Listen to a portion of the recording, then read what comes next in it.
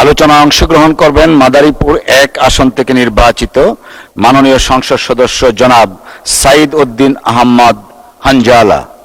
আপনার সময় 7 মিনিট। ধন্যবাদ। আসসালামু আলাইকুম ওয়া রাহমাতুল্লাহি ওয়া বারাকাতুহু।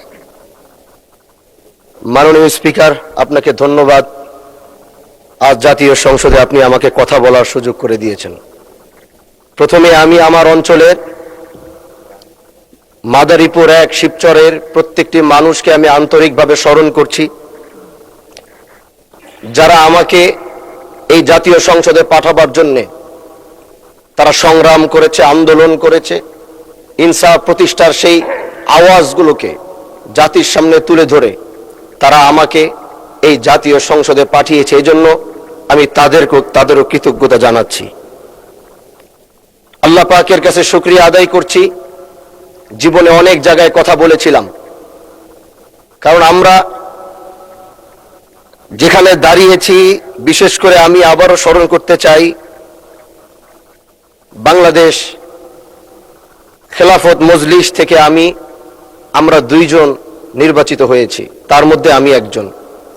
এজন্য এই দলের প্রতিষ্ঠাতা শেখুল হাদিস আল্লামা আজিজুল হক রহমতুল্লাহ আলাইকে আমি এই জাতীয় সংসদ থেকে স্মরণ করছি, এবং এই দলের যিনি এখন বর্তমানে প্রধান, আমাদের দলীয় প্রধান আল্লামা মামুনুল হক দামাত বারাকাতুহুমকে কৃতজ্ঞতা জানাচ্ছি। তিনি আমার উপর আস্থা এবং ভরসা রেখে আমাকে নমিনেশন দিয়েছিলেন।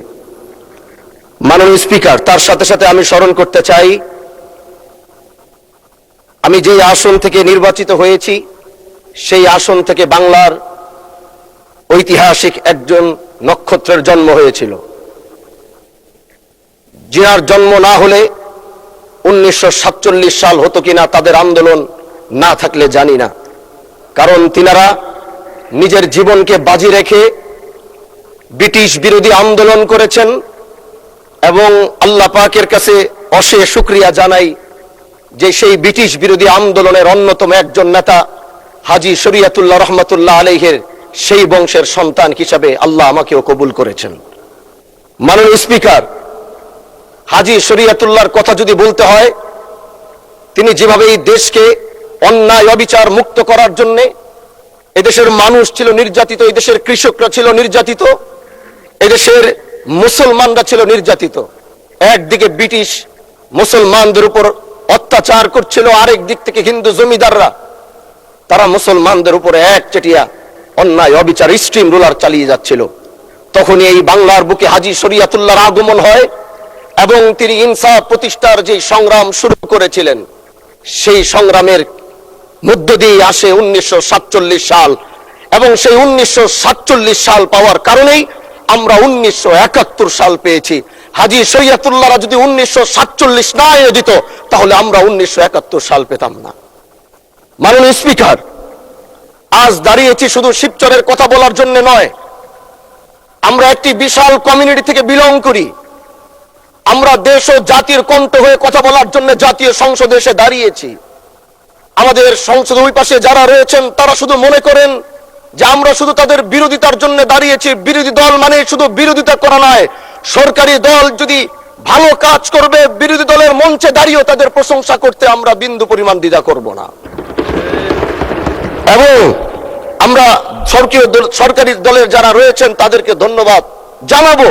কারণ আজ আপনি যেখানে বসেছেন, আপনার মাথার উপরে লা ইলাহা ইল্লাল্লাহু মুহাম্মাদুর রাসূলুল্লাহ, অবশ্যই এটা তাদের অবদান, এটা অস্বীকার করার কোনো সুযোগ নাই। আপনার মাথার উপরে যদি আবার তাকাই, তাহলে দেখি ওখানে লেখা বিসমিল্লাহির রহমানির রহিম। এই লেখা দেখলে আমাদের ভালো লাগে, এগুলো আমরা ফেরত পেয়েছি। সরকারি দলের প্রশংসা যদি করতে হয়, তাহলে আমরা এইভাবে করব।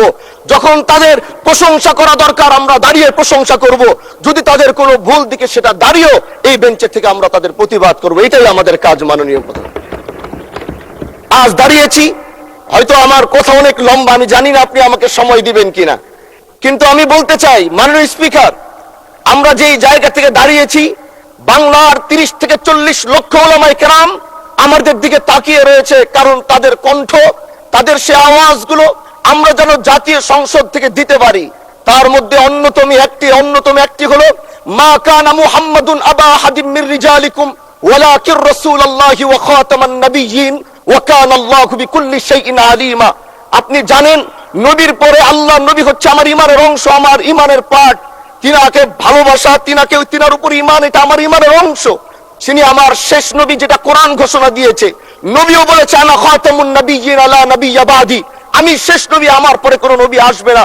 কিন্তু মাননীয় স্পিকার, দুঃখের সাথে বলতে হয়, বাংলাদেশে এরকম একটি পার্ট রয়েছে, যেই পার্টের এক অংশ মানুষ, তারা নবীকে অস্বীকার করে, তারা মুসলমান দাবি করে।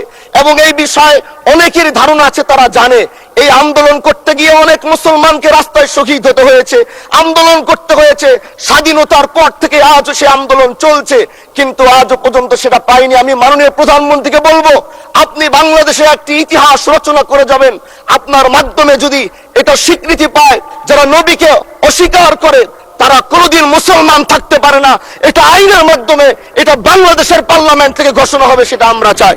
মাননীয় স্পিকার, আরেকটি কথা, আপনি জানেন আমরা আমাদের নবীকে সবচেয়ে বেশি ভালোবাসি, যিনি আখিরি নবী, যাকে বলা হয়েছে ওয়ামা আরসালনাকা ইল্লা রাহমাতাল লিল আলামিন।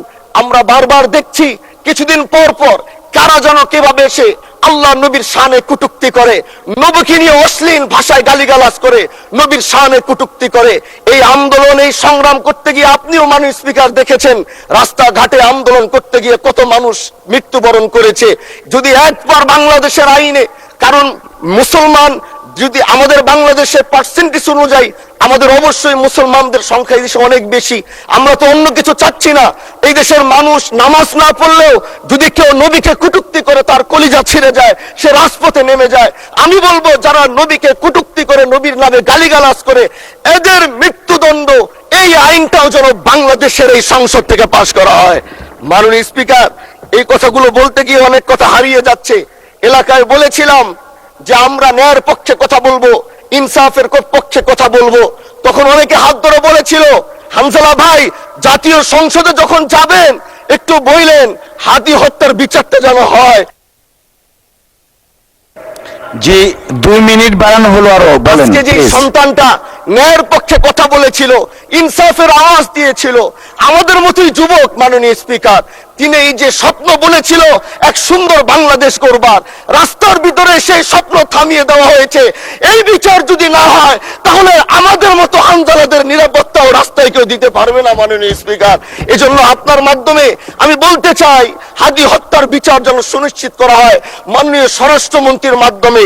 মাননীয় স্পিকার, আর একটি কথা, আমি আর বেশি লম্বা দীর্ঘ আলোচনা করব না। আমার এলাকার মাদক নিয়ে বড় মুশকিলে আছি, প্রশাসনের সেই সহযোগিতা আমি পাচ্ছি না। একদিক থেকে আমি নিজে মাদক বিরোধী সংগ্রামে নিজে রাস্তায় নেমে মাদকের বিরুদ্ধে আমি নিজে অভিযান চালিয়েছি। এবার তাদেরকে একদিক থেকে ধরে যখন প্রশাসনের কাছে ইয়াবা সহ গাঁজা সহ দেওয়া হয়, তখন তারা একদিক থেকে আসে, কোর্টে চালান করে দেয়। একদিক থেকে গোটা দেশ বলছে এই দেশ মাদক মুক্ত করতে হবে, আরেক দিক থেকে যখন তাদেরকে আমরা কোর্টে চালান করছি, 3 দিন থেকে 4 দিনের মাথায় জামিন নিয়ে এলাকায় এসে আবার মাদক ব্যবসা করছে। এই জন্য মাননীয় আইনমন্ত্রীকে বলবো, আপনি এই ইয়াবা গাঁজা যেই বড় বড় নেশাগুলো আমাদের দেশে বেশি সচরাচর চলছে, এই বিষয়ে আইনটাকে আরেকটু মজবুত যদি করবেন, তাহলে আমরা মনে করব আমরা এই দেশ আর এই সমাজটাকে আমরা হয়তো আগামীর বাংলাদেশ, আগামীর যারা যুবক, মাননীয় স্পিকার, আপনার খারাপ লাগবে, যুবকগুলো গ্রামের তারা ধ্বংস হয়ে যাচ্ছে। আমাদের চোখের সামনে যখন একজন যুবক ধ্বংস হয়ে যায়, এটা অন্যরা মেনে নিতে পারলেও আমাদের পক্ষে মারা বড় কষ্ট হয়ে যায়। আমরা দেশটাকে বাঁচাতে চাই। আমরা আগামীতে ওরকম কিছু যুবক তৈরি করতে চাই, যারা নেশা ধরবে না, তারা পড়াশোনা করবে, তারা দেশের জন্য ফিকির করবে। মাননীয় স্পিকার, আমি সত্যের পক্ষে থাকব, আমি অন্যায়ের বিরুদ্ধে সোচ্চার থাকব, আমি গণমানুষের কণ্ঠ হয়ে করব। আমি এমন ধন্যবাদ মাননীয় সদস্য, অসংখ্য ধন্যবাদ।